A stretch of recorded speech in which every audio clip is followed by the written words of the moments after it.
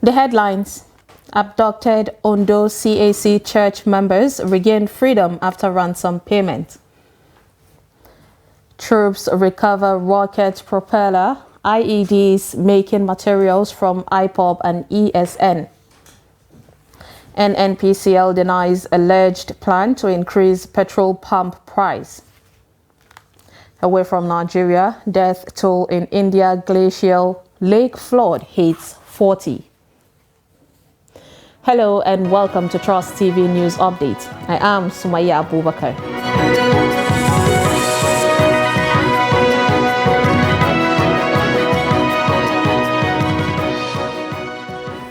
Thank you for joining us in our details. The Christian worshippers of the Christ Apostolic Church, the CAC, Okegan in Akure, Ondo State, abducted last week Friday by suspected armed men, have been freed from captivity. It was gathered that the victims were released after their families paid the sum of 50 million naira ransom.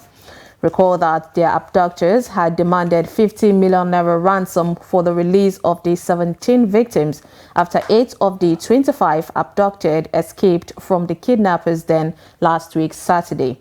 A source in the church disclosed that the remaining victims arrived at the church premises late Thursday night. Police Public Relations Officer in Ondo State, Fumilayo Odunlami Omisanya, confirmed their release. The Vice-Chancellor of the Federal University, Gusau, Professor Muazu Abubakar, has appealed to parents of the 12 remaining abductees, female students who are still in captivity, to be patient as the security agencies are doing their best to rescue and bring them back home safe. The Vice-Chancellor made the call while updating journalists on the situation, the status of the female students on the institution that were abducted from the university's off-campus hostel at Sabagida community. The report. This is the first time the Vice-Chancellor of Federal University in Gusau, Professor Muazu Abubakar, will be addressing journalists on camera since the abduction of the female students and a protocol officer from Sabangida community a few meters away from the university. Also kidnapped were some construction workers within the institution in the past 1 week. The good news is that as of the 25 students abducted, 13 had been rescued so far while 12 are still in captivity. Similarly, as of 9 kidnapped construction workers, 3 have regained their freedom while 6 are still in the hands of their abductors. The Vice-Chancellor is giving assurances that security forces are working to ensure the safe return of the affected persons from captivity. When it happens, about 6 of them were rescued. 6 of them were rescued, and many of them, about 8 of them, they actually run away from their abductors. Professor Abubakar said he was just as worried as relatives of the abducted persons, particularly because the abducted persons were students of his institution. He blamed bad societal attitudes and behavior as responsible for the state of insecurity, pointing out that for the country to overcome these challenges, there was a need for attitudinal change from Nigerians. You don't expect students to go, and no matter how cheap that place is, you will know that that place is really not conducive and not safe for somebody to stay. So we went around, we identified places. Okay, you can stay here, you can now lodge on this one. We know this place, we take register, we take statistics of where they should be. And in Dampa in particular, we make it very categorical that they are staying at their own risk.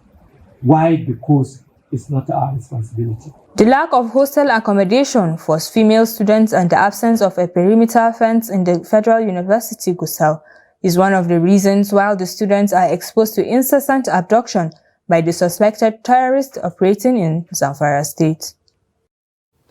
In the meantime, Zamfara State Governor Dauda Lawal has received the woman Hawa Ohalilu, who was displaced by bandits and featured in a viral video where she and her family had been forced to eat grass to survive. A statement by the governor's spokesperson, Suleiman Idris, explained that Lawal hosted the displaced woman to demonstrate his dedication to safeguarding the lives and welfare of all citizens in Zamfara State. Governor Lawal promptly provided the displaced woman with a roof over her head and a comfortable and well-furnished home. The governor reassured her that the government would feed her family and provide her with other necessities that would ensure that she could rebuild her life with dignity and security. Furthermore, he instructed the Commissioner for Education, Science and Technology to ensure her children's immediate enrollment and full scholarship. No fewer than 379 residents of Ungwartana, a community of Yola North in the Adamawa State capital, have been forced to vacate their houses due to the floods. The flood was attributed to an overflow of the River Benue along its banks near the community, primarily as a result of water being released from Cameroon's Lagdo Dam. Silas Lawan has the report. Although the flood happens yearly, over 69 households who are victims are currently camping at the Government Day Secondary School Limawa in Jimeta. They are depending on only governments and non-governmental organizations for their daily feeding.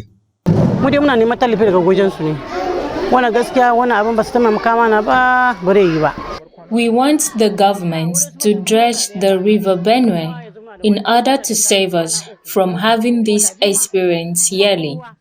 Also, we have not received any support from government, and as you can see, aside from the Red Cross assistance, we have nothing to eat.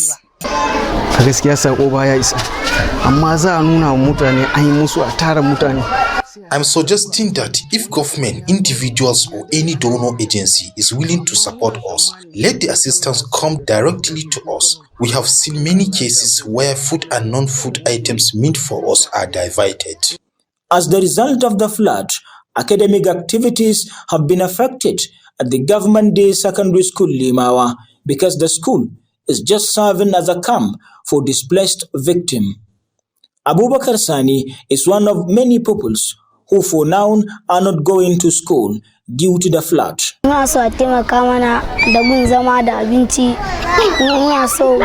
We need food, water, better accommodation, as well as school. The Adamawa branch secretary of the Red Cross, Shuaibu Dauda, gives more insight on the flood and the assistance needed by displaced victims. As today, the water level from the River Benue is about 9.50 mm, and as you can see, a lot of houses are already in the water. We have about 49 households presently in our temporary camp opened by the government, and yesterday the deputy governor visited the camp and she definitely see what is happening. She ordered ASEMA to give support to Nigerian Red Cross Society in order to support the victim of the floods. As it is, the victims are in need of food and non-food items, but for any permanent solution. Salis Lawan, Trust TV News, Yola. The troops of Joint Task Force Southeast Operation, codenamed Operation Udoka 2, has conducted clearance operations in the Indigenous People of Biafra, the IPOB, and its Eastern Security Network, ESN, affiliates hideout in 2 council areas in Imo State. It says that this is contained in a statement issued on Friday in Enugu by Lieutenant Colonel Jonah Onuakalu, Acting Deputy Director of Army Public Relations, 82 Division of Nigerian Army, for the Joint Task Force Operation Udoka 2. The clearance operations, the army said, which took place simultaneously on Thursday, was conducted on the Ihioma Ihitenansa communities in Orsu local government area and Okigwe Umulolo communities in Okigwe local government area of Imo State, respectively. Onoa Kailu said that the clearance operations were aimed at identifying and destroying possible camps of the fleeing IPOB ESN terrorists who are killing and maiming as well as extorting innocent citizens of the southeast in the name of agitation. The army spokesman noted that Operation Udoka 2 would continue combating ritual killings, cannibalism, kidnapping and ransom and extortion of hard-working and law-abiding citizens in the southeast.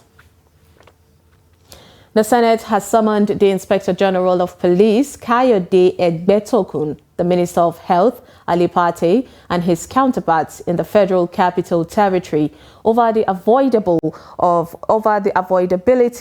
of the particular situation happening in the Federal Capital Territory of the death of Greatness Olorunfemi at the Maitama General Hospital last week, Tuesday.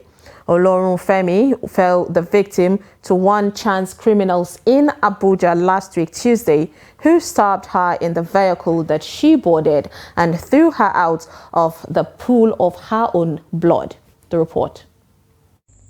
Greatness Olorunfemi, after being thrown out of the vehicle, was immediately rushed to Maitama District Hospital by Good Samaritans, but was refused medical attention for lack of a police report, which is no more compulsory by virtue of the Gunshot Act 2017. Disturbed by the sad development, the Senate, through a motion sponsored by Senator Asuko Ekpeyom, mandated its committees on health and police to carry out thorough investigation on Olorunfemi's death and report back in 2 weeks. Senator Ekpeyom had, while presenting the motion, quoted the Gunshot Act 2017, which mandates every hospital in Nigeria, whether public or private, to accept or receive for immediate and adequate treatment, with or without police clearance, any person with a gunshot wound.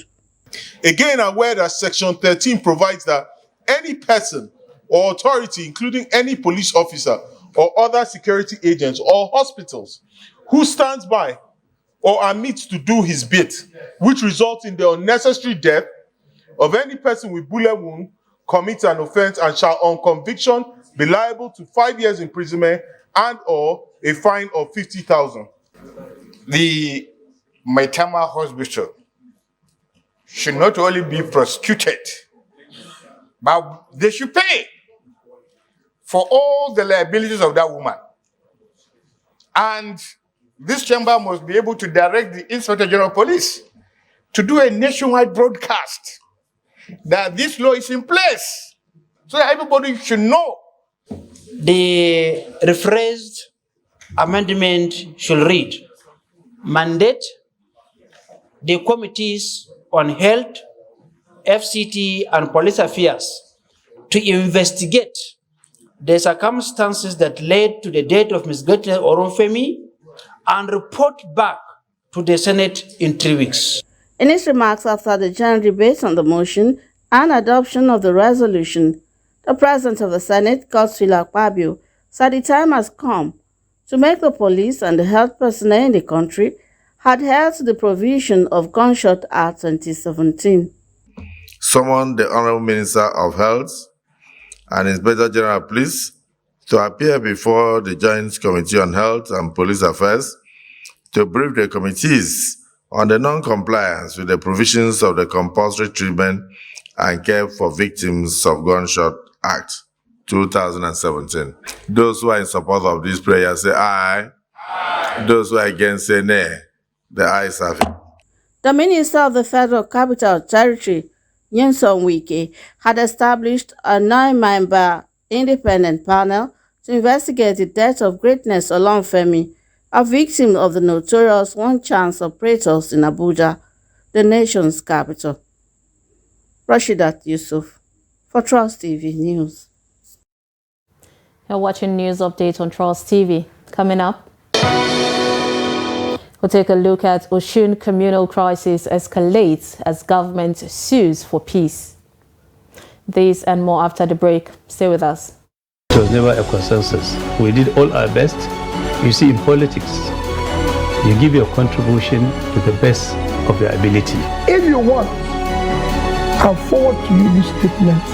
You go to this bank and verify.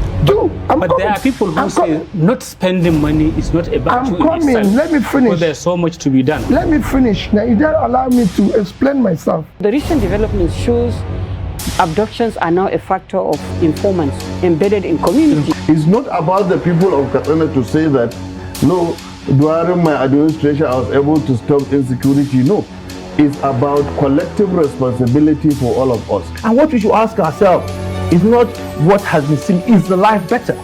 Are there more people who are unemployed who are not become employed? Is the level of corruption has gone down? Is there inclusion? All those issues. We're actually a gas country with associated oil. Our focus has always been on oil, that we have never paid significant attention to gas. To do it effectively, we need to have honest conversation with ourselves. Government needs to come down from its high horse and communicate with the people and build trust. There must be a solution.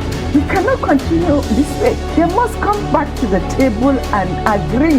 So whose child will do deny education? All these children that sit for jam, they want to go to higher institutions. But just a short while ago you were saying that why bring 10 children when you cannot cater for them? So why bring more universities when you cannot cater for the existing?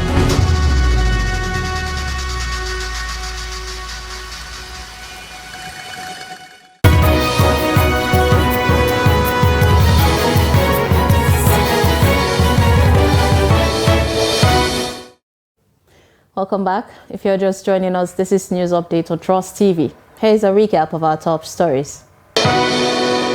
Report you kidnapped Ondo Church members regain freedom after ransom of payment. And troops recover rocket propeller IEDs making materials from IPOB and ESN. Moving on to education news, as teachers all over the world celebrate their anniversary on every 5th of October, teachers in Nigeria continue to explain their plight while in the teaching services. The teachers who always forward their complaints to the public office holders for consideration, however, decry long poor nature of their welfare. Ado narrates the plight of a just indigene who has taught for many years but cannot own a house. Take a look. The 2023 World Teachers' Day celebration focuses on the theme, "The Teachers We Need for the Education We Want," the global imperative to reverse the teacher shortage. The Teachers' Day was established in 1994 to celebrate how teachers are transforming education and to reflect on the support they need to fully deploy their talent and vocation and to rethink the way ahead for the profession globally.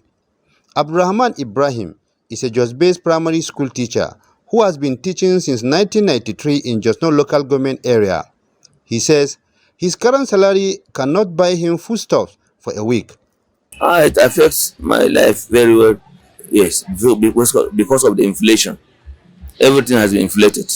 The primary school teacher says, though he is proud to be a teacher, he doesn't believe that one can own a house before retirement because of the current salary he receives. The situation is so bad for the primary school teacher that his landlord has given him quit notice to leave his rented apartment. Now I have to leave. I say yes. I am begging him to ask the landlord to add more 7 days for me so that I will be able to get where I will live. He calls on government to do the needful to improve the welfare of teachers for the betterment of education in the country. The welfare should be given to teachers. Anything that concerns promotion, their salary should be improved so as to enhance the learning and teaching activities in the schools. Nigerian workers, including teachers, have always been complaining about the meager amount they are paid as salaries by the government. They say the current salary can no longer buy even essential goods for their families. Despite copious promises by government for better working conditions every year on Teachers' Day, government has failed to upwardly review their remuneration and improve working conditions.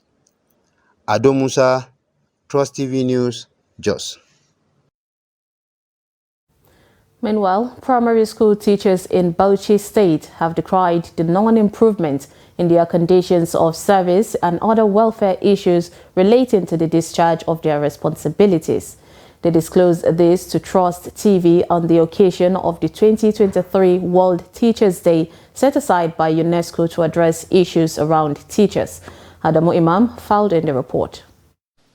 The 2023 World Teachers' Day celebrations focus on collaborative ability and global imperative to reverse the teacher shortage. Some teachers within the state capital appealed for government's intervention in the area of supervision and learning materials, as well as provision of basic facilities in all schools and an upgrade in their remuneration. We need the cooperation of the society, the government, the society plus the government to join us together, and also the parents. So individual, as in the government, cannot do it alone. So they have to be a collaboration between those three. The salary of teacher is not that well paid. That is why the outside society are looking at teaching as nothing. Khadija also laments the way parents are blaming teachers for their children's poor performance instead of them contributing their quota to the children's learning process at home. At least if they can help us by checking what they have learned from the school, there is motivation. What they have learned from the school will stay there in their brain. The state government says it is now more committed to teachers' welfare and assures of adopting new methods for checking basic schools' activities to improve education across the state.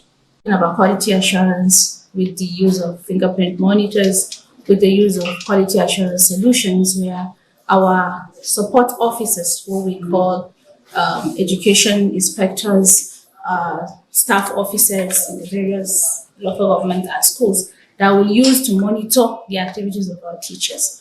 Through that effort, we're able to fish out both teachers, inactive teachers, etc. We cannot have success all through. We have challenges. Jamila maintained that soon as the state will witness rapid improvement in primary school and teachers while addressing infrastructure deficit as well. Adam Imam, Trust TV News, Bauchi. Several people have been reported killed in a communal clash between Ifon and Ilobu community or towns in Osun State over land dispute. As a result of the dispute, residents of the towns have abandoned their homes and moved to neighboring communities to avoid being killed. Hamid Oyegbade has more. The age-long hostility between Ifon and Ilobu towns in Osun State assumed a dangerous dimension on Wednesday evening as several people were killed, houses burned and properties destroyed. Though no official figure has been released on the number of people killed, residents said more than 5 people lost their lives. Despite a swift response from the state government and security agencies to prevent further escalation of the crisis, residents have deserted the towns and moved to neighboring communities. All my properties were burnt down with my house, including my wife's property and my tenant's property. The only thing I have now is the clothes I'm wearing, nothing else. I beg government to help me. People are really moving away from the town because everybody is scared of what the outcome will be. Meanwhile, the two towns have continued to trade words over the cause of the clash, which revolves around land ownership. When Olufo land was ceded to Irekodun local government, without the consent of Olufo and Orolu people, this is what Ilobu people are banking upon, that are making them to claim what is not theirs. And since we got this judgment, they refused to appeal to Supreme Court. They only foment trouble in order to ensure that Ilobu does not use the land for developmental purposes. The state government and police authorities say the situation is under control and assure residents of their safety. They are saying it is an eyesore. We have been there, we have visited the whole place. All the people that are moving out of the place is just because of fear. And the security chiefs has assured us that no, there's not going to be any cause for alarm again. They are going to take charge as from this moment now, and the situation will be brought totally under control. We just don't do things that will fall outside the sphere of law. We are in a democracy and there should be rule of law. But there are police all over. Probably they want more, and we are going to give them more. The residents called on the state government to find a lasting solution to the incessant clashes among the towns. Amid Oyegbade, Trust TV News, Oshogbo. In business, the Nigerian National Petroleum Company, NNPC Limited, has refuted claims that it plans to increase its pump prices. The company's management, in a statement shared on Friday on X, said this was contrary to speculation. According to the NNPCL, its retail stations sell the best quality products at the most affordable prices. Away from Nigeria, at least 40 people have died in flash floods inundating India's northeast, officials said on Friday, as army teams plotted helicopter rescues for more of the thousands stranded in the deluge. Violent torrents struck the remote state of Sikkim on Wednesday after the sudden bursting of a high-altitude glacial lake near India's border with Nepal and China. Climate scientists warn that similar disasters will become an increasing danger across the Himalayas as global temperature rise and ice melts. Downstream search and rescue teams recovered more bodies overnight as the waters cut a swath through the countryside towards the Bay of Bengal. Shama Parveen, a district magistrate in neighboring West Bengal, said that an additional 21 bodies had been recovered in her state over the past 3 days. Nearly 8,000 others were taking shelter at makeshift relief camps set up at schools, government offices and guest houses, according to a state government bulletin. Finally, in sports, the Serie A champions Napoli have announced that they will take legal actions against an Italian toy store over a doll. The Partenope claimed that the unlicensed doll bears an uncanny resemblance to Victor Osimhen. The doll's resemblance with Osimhen made it go viral on the social media. The doll's features include a protective mask with the 9 on it, a light blue jersey, and a blonde tuft of curly hair. Napoli released a statement on Thursday evening confirming that the doll is not in any way authorized by the club or Osimhen and is therefore breaching his image rights, adding that they are planning to take the company to court. With that, we wrap up news updates on Trust TV. Do not forget to follow us across all our social media platforms. You can join our YouTube live stream for more news programs and documentaries. I am Sumaya Abubakar. Thanks for watching.